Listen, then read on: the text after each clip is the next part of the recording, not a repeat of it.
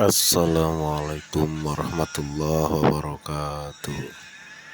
Ayeuna nyaritakeun araka minta ampun kana mata nu sok dipake ceurik sieun kana Gusti Allah. Yuk urang simak bareng-bareng.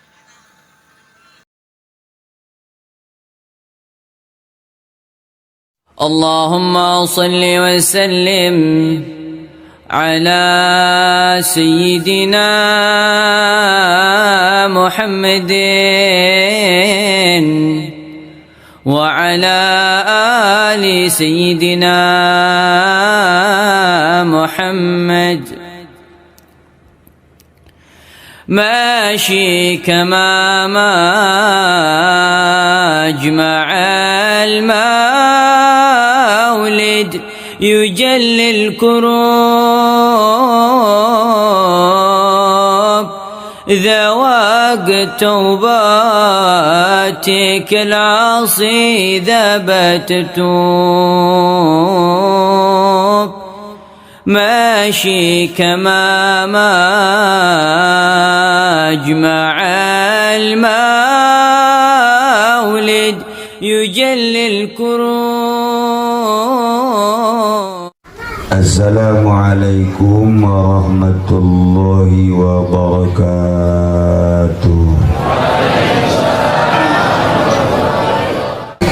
Masya Allah. Tetapi nanti neraka ada yang ampun. Hurribatin nar, neraka minta ampun, nggak mau membakar.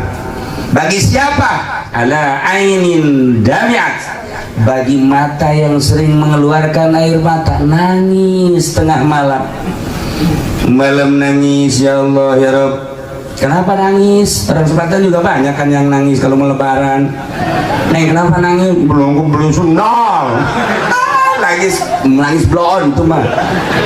Lu kenapa sih nangis lu? Ayo ngobrol ini, ngomong. Nangis apa itu? Blon. Ini juga suka nangis. Kenapa Pak Haji nangis? Kenapa sih Pak Haji nangis? Diomelin jahe katanya. Diomelin jahe aja nangis, pelet. Pelet punya. Kita mah nangis yang begitu-begitu aja. Anak nggak naik sekolah nangis. Kita mau lebaran kurang fasilitas, beli ini beli itu nangis. Kemudian anak kita nggak naik pangkat nangis. Kita dagang rugi nangis. Urusannya begitu-begitu, bukan nangis itu. Nangisnya bagaimana? Ala ainin damiat min khasyatillah, mata yang sering mengeluarkan air mata, yakni nangis di malam hari karena takut kepada Allah. Neraka bilang, saya tidak sanggup untuk melahap orang tersebut sebab pernah meneteskan air mata saking takut kepada Allah. Neraka tahu itu. Neraka itu tahu. Nah, kita bangun jam 1, kemudian mandi, wudhu, sholat, kamar sendirian, terus megang remote bikin bukan nangis blon itu mah, megang remote. Maksudnya orang sekatan lo begitu. Ada bang. Ini sekarang makan begini Pak Haji Ilyas. Dulu Pak kita Pak Haji Ilyas ya. Kalau yang namanya jam 1 jam 2 perasaan sepi. Sekarang mah di sepatan jam 1 jam 2, waduh. Atau anak-anak pasti pada ngobrol di luar. Di dalam juga kelihatannya aja sepi. Di kamar ini lagi nyetel internet. Di kamar ini lagi nyetel Oppo. Oppo itu apa ya, Boh? Iya internet juga. Kamar Ono sama. Pada diem, padahal mah sama-sama. Lagi pada maksiat. Dulu mah anak kita di kamar kita senang, Masya Allah, anak di kamar tenang kita. Sekarang anak di kamar jangan tenang dulu. Weh, salah mencet susu keluar. Ya Allah, ya Rabbi, ini akhir zaman. Jadi kita, anak kita di rumah kita juga seneng, tapi di balik seneng teliti dulu. Sebab permainan-permainan Masya Allah Karim. Nah, itulah kata Kangjeng Nabi, neraka tidak siap untuk melahap bagi seseorang yang pernah meneteskan air mata, ala ainin damiyat, mata yang pernah meneteskan air mata, yakni nangis min khasyatillah. Malam hari kita tafakur, ya Allah ya Rabb, Engkau menciptakan aku ya Allah, tetapi kenapa saya tidak sadar bahwa aku adalah ciptaanmu, sehingga semau-maunya aja ya Allah. Inilah dari merasa gue dan semau-maunya, ini adalah dosa yang paling besar kepadamu ya Allah. Dari dosa itulah ya Allah saya akan dibakar olehmu ya Allah. Maka dari itu ya Allah, maafkan dosa saya, berikan maghfirah ya Allah, mata saya, telinga saya, hidung saya. Jangan dari tahun-tahun yang dulu, dari pagi tadi aja ya Allah, berapa maksiat yang masuk ke mata, berapa maksiat yang masuk ke telinga, berapa maksiat yang masuk ke lidah, berapa maksiat yang masuk ke perut, berapa maksiat yang ada di tangan dan di kaki ya Allah. Barangkali kalau besok saya mati kemudian tidak mendapatkan ampunanmu ya Allah, saya akan dibakar oleh nerakamu ya Allah. Saya takut dengan nerakamu. Jangan pun masuk neraka, api rokok saja saya tidak kuat ya Allah. Dengan demikian, dengan kegagahanmu dan menciptakan neraka yang begitu dahsyat, saya takut kepadamu ya Allah. Dengan takut kepada Allah, meratap kita mengingat-ingat dosa yang akan menjadikan siksa Allah. Kita takut kepada Allah sampai meneteskan mata, neraka tidak akan melahap kita. Maka ulama berupaya, berusaha menjauh dari dunia, menjauh dari pemerintah, menjauh dari masyarakat. Maksudnya menjauh bukan lari, perasaan aja. Sebab tidak mungkin kita hidup di dunia tidak bareng dengan dunia, tidak mungkin. Tapi berperasaan.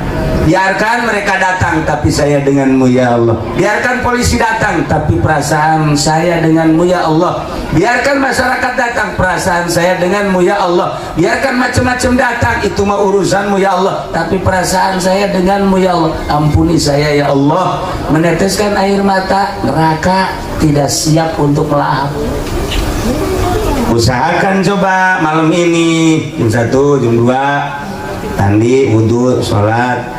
Coba gua mau nangis bisa nggak nih, kayak kiai tadi nih. Badan, lu gua bonggol ya. Kalau nggak nangis, awas nih, ada bodom di sini nih. Sebelum apa-apa gua bodom dulu aja biar nangis. Nangis biar. Kalau belum bisa nangis, kata Kang Nabi, tabaka, nangis-nangisan dulu. Makanya di kampung Melayu mah suka kalau ada Cina mati suka bikin nangis kan? Pakai apa? Pakai bawang tuh, tahu aja kan? Pakai bawang itu. Apa salahnya kita juga malam hari siap pakai bawang gitu. Nah, gini-gini. Ntar istrinya kan ngintip lagi, ngapain bang? Wow, ngintip aja lu. Kalau lagi bikin nangis, kagak mau nangis. Gimana? Pakai apa bang? Pakai bawang. Ntar saya bonggol aja ya bang ya. Tuh, bikin nangis susah. Itu bukan perasaan, spontan.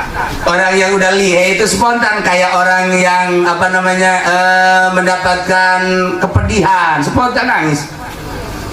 Kita lagi tenang-tenang begini, pas baca SMS, Bang Munir, saya kasihmu. Selama ini jalinan kasih kita telah kita jalin 2 tahun, tetapi apa yang terjadi, saya telah dijodohkan oleh orang tua saya. Dengan demikian kini saya sampai saat ini cinta saya kandas. Selamat tinggal ya Bang Munir.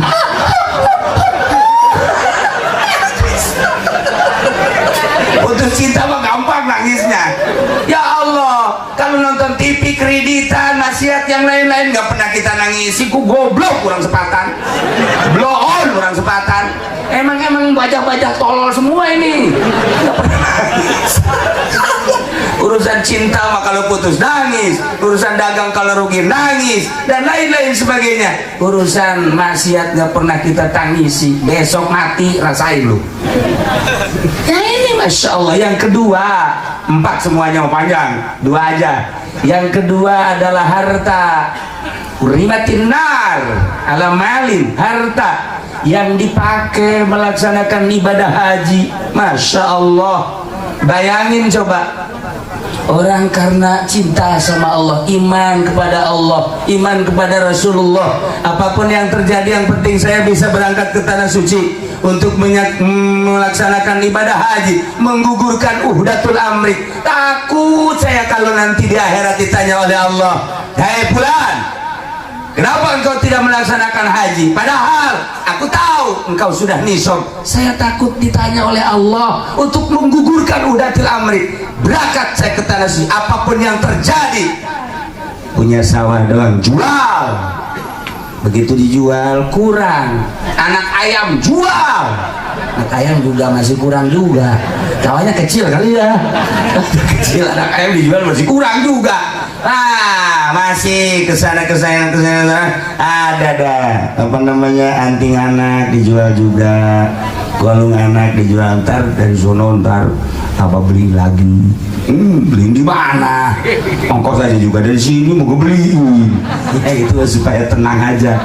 Nah ini harta dikumpulin berangkat, Masya Allah. Ternyata mal yang dipakai melaksanakan ibadah haji, berangkatlah dia punya nilai tersendiri. Sebab apa?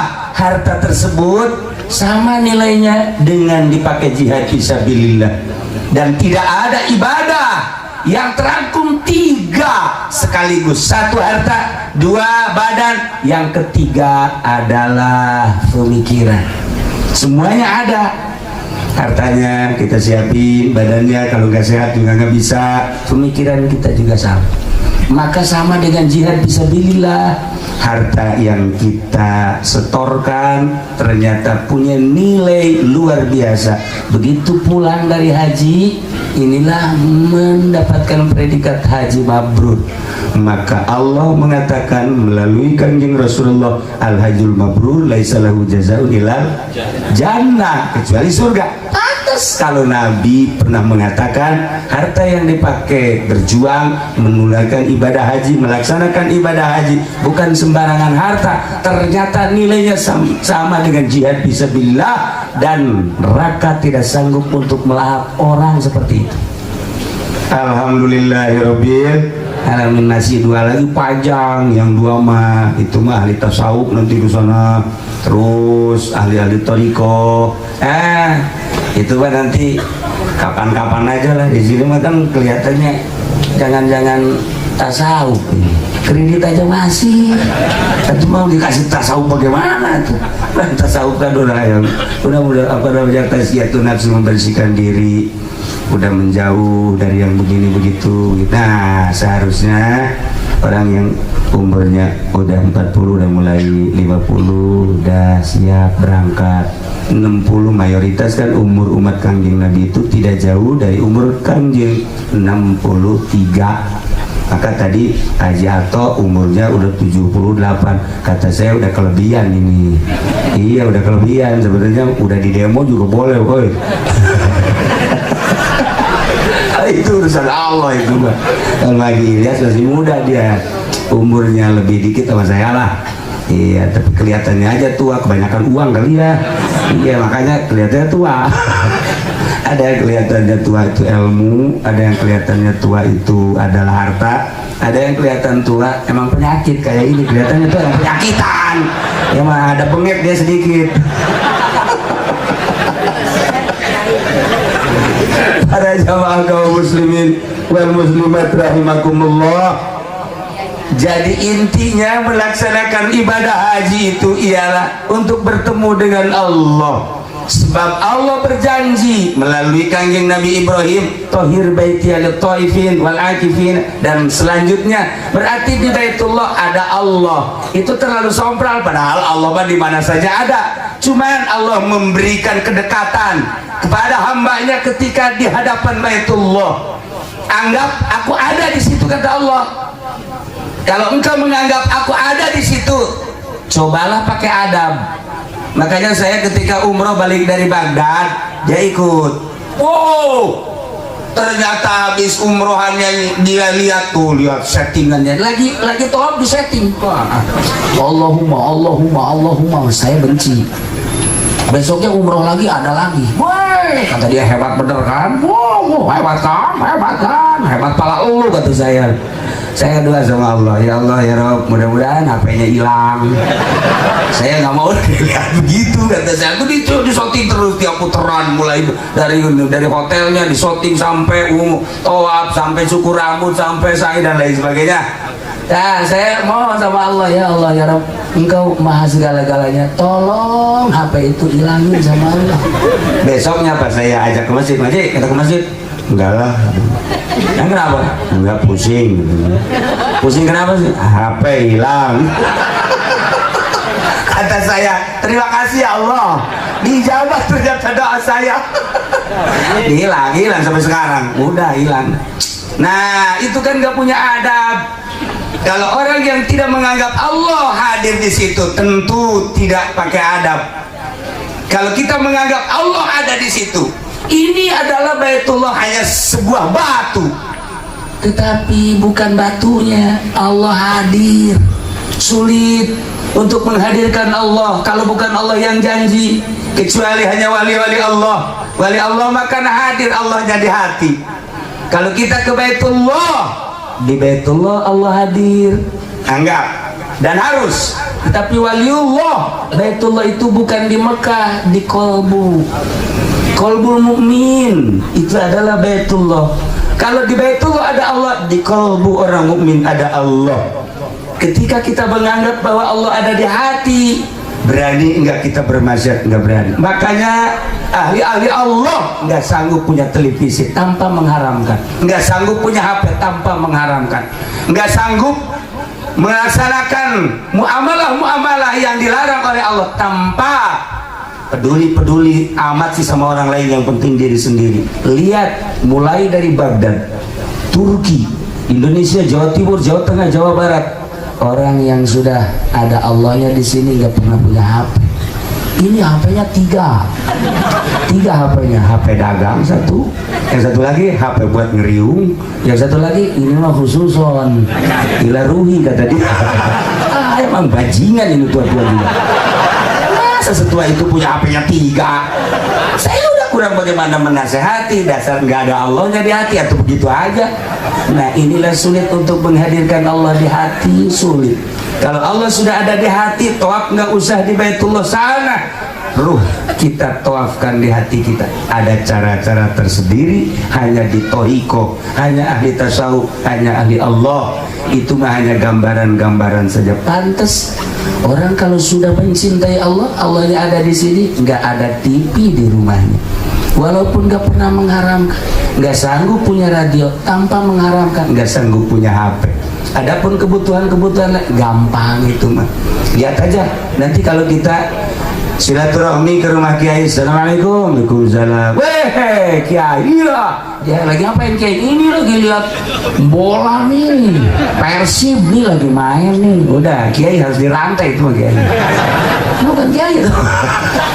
Para jamaah kaum muslimin wal muslimat rahimakumullah, kita bolak-balik cerita syariat, haji, cerita tentang ruhani di dalam hati kita, dan selanjutnya ya intinya adalah ingin mendapatkan ridho Allah subhanahu wa ta'ala.